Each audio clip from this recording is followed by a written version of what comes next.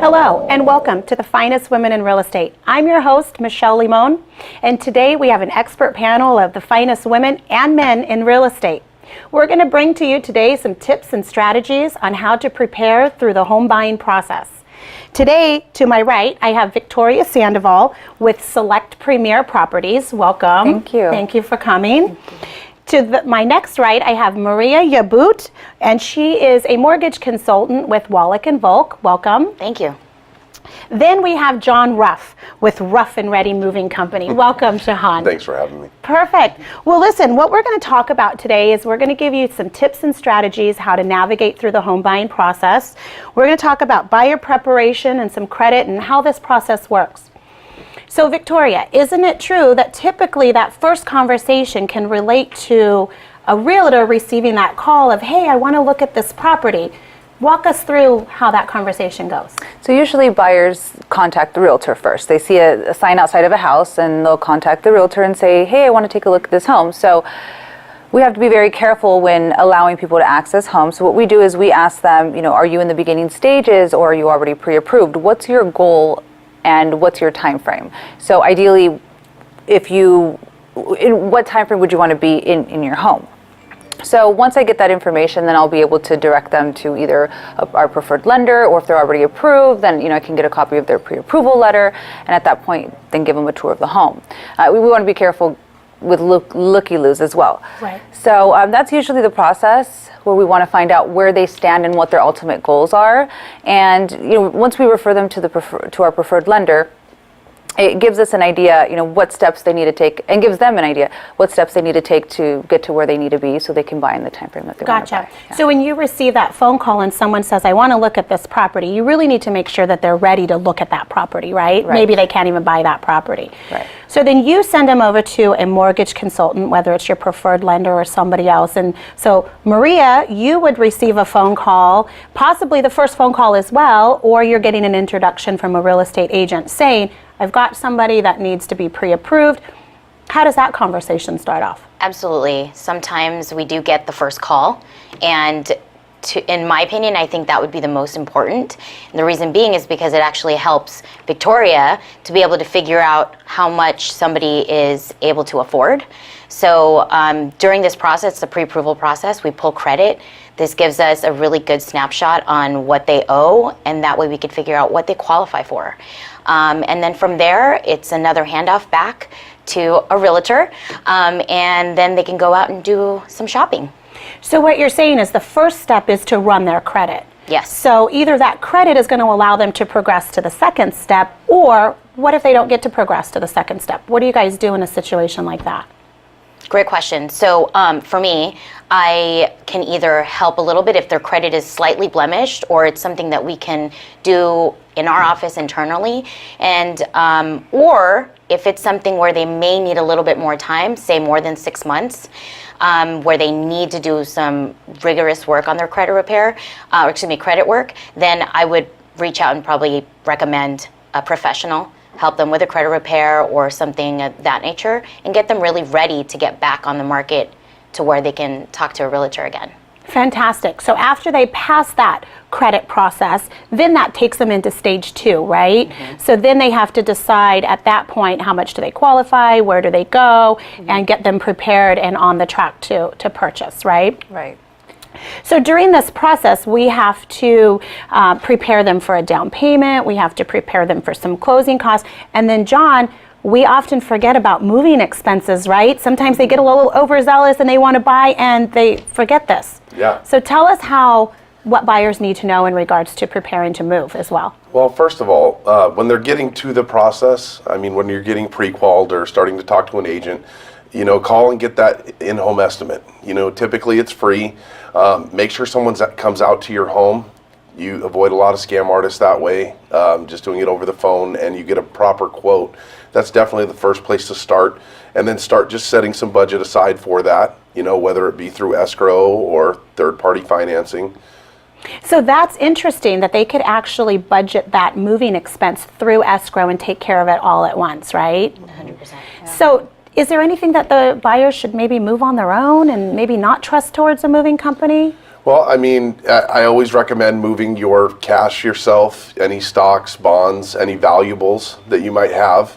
I mean, that's personal to you, and actually the state licensing board says that moving companies are not responsible for that. So I would definitely take that stuff yourself. Fantastic. So once we've got a budget in place, we've got some down payment, some closing costs, the second step is to then get out there and start looking for a property. Is that what the buyers do next? Victoria, tell us about that. Yeah, so usually we meet with the buyers and we go over the process. I have a series of questions that I ask them, and I also let them know this is what the market's like. This is what you need to expect. Usually in this type of market, you don't want to lowball more than 2 to 5%, or in this situation, when you want to submit an offer, you want to submit a letter to the seller, your proof of funds. I get them prepared for all of that process. As far as walking into a sales office without their agent, that's a no-no. So go just the basic 101. I go over that, and then we start touring homes. So that's a good strategy. Submit a letter with your offer to help get that offer accepted, right? Right. So Maria, when the buyer is then pre-approved and ready to go, what does that process start looking like for the buyer? Once you tell Victoria, hey, our buyer's ready to go, what do we do? That's when it gets fun, right? So it's true. That's when the clients get to start dreaming with an agent and start to figure out, what they start really loving. But for me on the back end and doing all the ops, that's when all lines of communication has got to be open.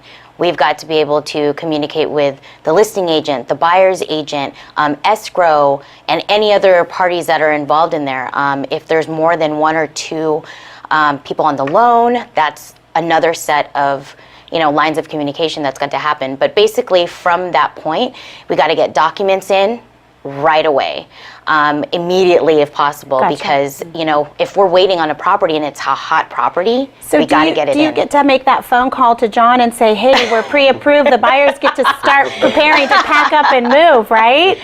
And then you make that phone call and introduce yourself and figure out how you can help them, right? Yeah, absolutely. We'll get a sales rep out there, an estimator. They'll inventory everything, item by item, see how much room in the truck it's going to take up, and we'll calculate the hours of the move or the wait, depending if it's going local or long distance. Fantastic. Well, listen, we're going to go ahead and take a break right here. Stay tuned, and we're going to come back and give you a plan of action so you too can be a home buyer. Hey guys, how are you today? Good. I'm here to talk about how with technology you can make amazing worlds. Come with me. My team and I groomed the Halo world to life. Is that you? That is me. I wasn't a math genius and I knew nothing about coding. But you guys do. You guys have the power to change things. I want your job. I want you to have my job. Opioid dependence can happen after just 5 days. Know the truth, spread the truth.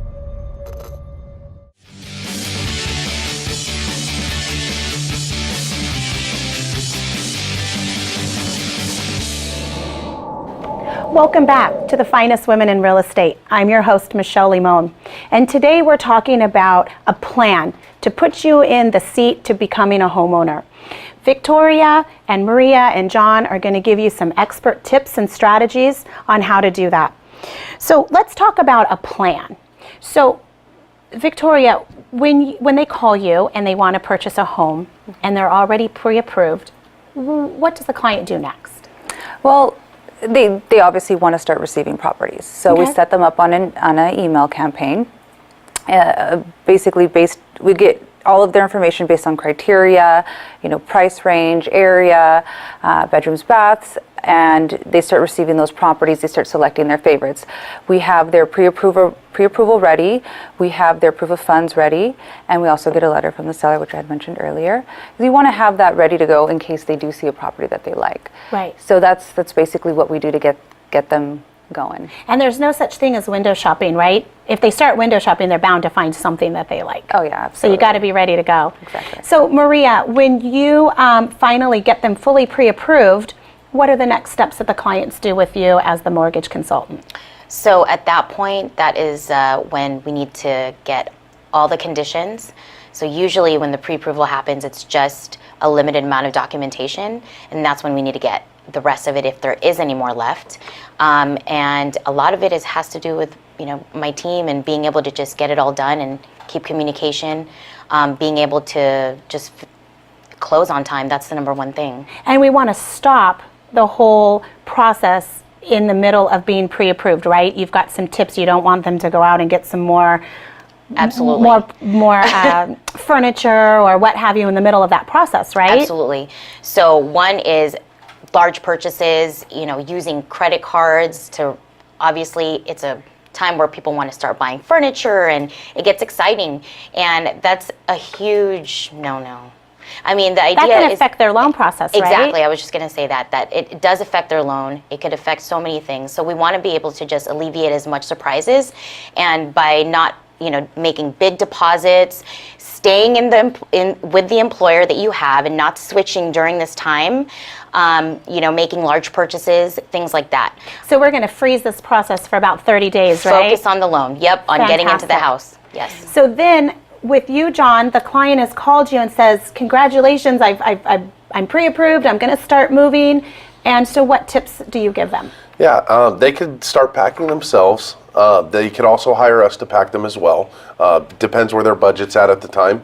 But I would definitely start packing yourself if you're doing that. Start getting ready to change over your addresses and your phone and all that fun stuff to your new location. And then, as Maria was saying, don't make any big furniture purchases. Don't get a brand new refrigerator delivered just to have us move it to your new house. If anything, get it delivered to your new location after the loan's done. Thank you. That sometimes interrupts the whole process, makes it a little bit difficult for you when you receive that phone call of, "Oh my goodness, some things have changed," right? Right. And then you got to go back and kind of redesign this whole thing. So communication is key, right? Everybody in this process has to stay in tune and stay in sync with everybody, right? Mm-hmm. Absolutely. So that's fantastic. When a buyer is in the process of buying and something like that does happen, what do you guys do? Well, there's several options. They can ask for an extension if it's something that can be repaired in a short period of time, then we can do that. Otherwise, we'll have to go back to the drawing board and cancel and start looking again once, if it's a credit issue or they made a purchase and their liabilities are much higher or much more, and they don't qualify for as much, then we got to get them into a home that's, not as expensive. So what do you do, Maria? Does that make it hard for you? Architect. And kind of move some things around. Be a little bit of a magician. Yeah, and sometimes it's something that's small.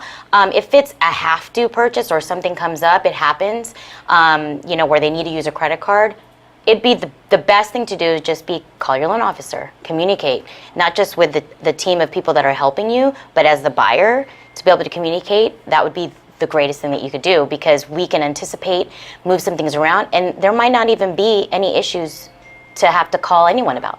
And that's great, right? So the plan is reach out to a realtor, reach out to a mortgage consultant, start that process. Step 1, we'll go through credit. Step 2, we'll get you pre-approved. Step 3, we start looking at some properties. Step 4, you guys are finishing that whole loan process, right? And freezing everything for a good 30 days. No big purchases, communicate. So if you guys are thinking about doing that, we get a little overzealous and a little excited. We want some new furniture, we want some new paint. Hold off on doing that until your mortgage consultant says it's okay, right? exactly. And then everything will be smooth sailing from there.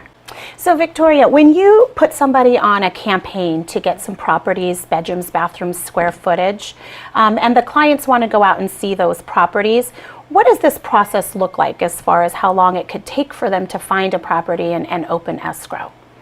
The process can take, it's really up to the buyer. I mean, if they find something that they love and their offer is accepted right away, then the escrow period's 30 days.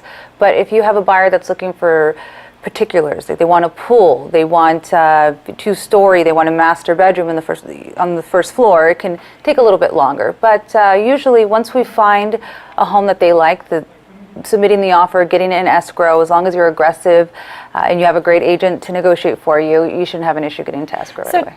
Give us some strategies that work for you as a successful agent, such as you are, that really helps them get that offer accepted. What are some of those strategies? You know, what do you do? I like to do research, run comparables, take a look at the recent sales in the area. I'd like to have a conversation with the agent to find out how many offers we're up against, if there's any wiggle room there, what the seller's ultimate goal is. Because if we know where the seller's mindset is, then we can then help him reach his goal by submitting our offer accordingly. So strategically, Maria, how do you help in this process to get their offer accepted as well? Well, for me, I like to be able to speak to both parties, the listing agent, the buyer's agent, because if I know what's going on both sides, then I might be able to help strategize with the finance and how the offer is being presented with the buyer's agent to have an amazing offer in comparison to the others. So if that might mean an extra 5-minute conversation, hey, is there any way that we might be able to make the offer look like this without having to ask for a credit? Maybe you could do it. That's an effective way to be able to get that offer accepted sometimes. And sometimes we get some seller credits that the seller agrees to help with some closing costs and stuff. And those closing costs can consist of the moving expenses, right, John? Absolutely. So tell us how we can roll that in together. Yeah, I mean, you could roll it into bill through escrow. I mean, not all moving companies do this, so I can't speak for all movers, but our company does. And then you could roll those closing costs into the move, and we can get a check straight from escrow as long as we get that pre-approval letter, like you get pre-qualification. Fantastic. Well, these are some great suggestions. We're going to take a break, and when we come back, we're going to give you our final thoughts and tips to help you become a homeowner as well. Put the keys down, Kevin. But I'm gonna drive home. There are several warning signs present that you shouldn't be driving. My text to emoji ratio has gotten a little out of hand. A little? Yep, I'm definitely gonna call a ride home. First time I tried Vicodin, and it was laying around my mom's house. I didn't know they'd be this addictive. I didn't know how far I'd go to get more. Opioid dependence can happen after just 5 days. Know the truth, spread the truth.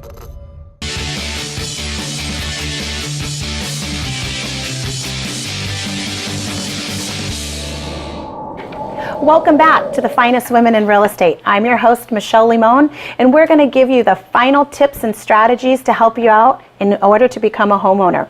So Victoria, give us your final tips and strategies that these consumers can take with them when they purchase their home. I think it's important for every buyer or seller to interview a couple agents. That way they know if they have the chemistry, if they're listening to their needs and their wants. Because you could throw a rock and hit a realtor, and it doesn't mean that they're going to be able to help you achieve your real estate goals. So make sure that you do your research. Fantastic. So interview a few and find the one that you know is going to be best for you.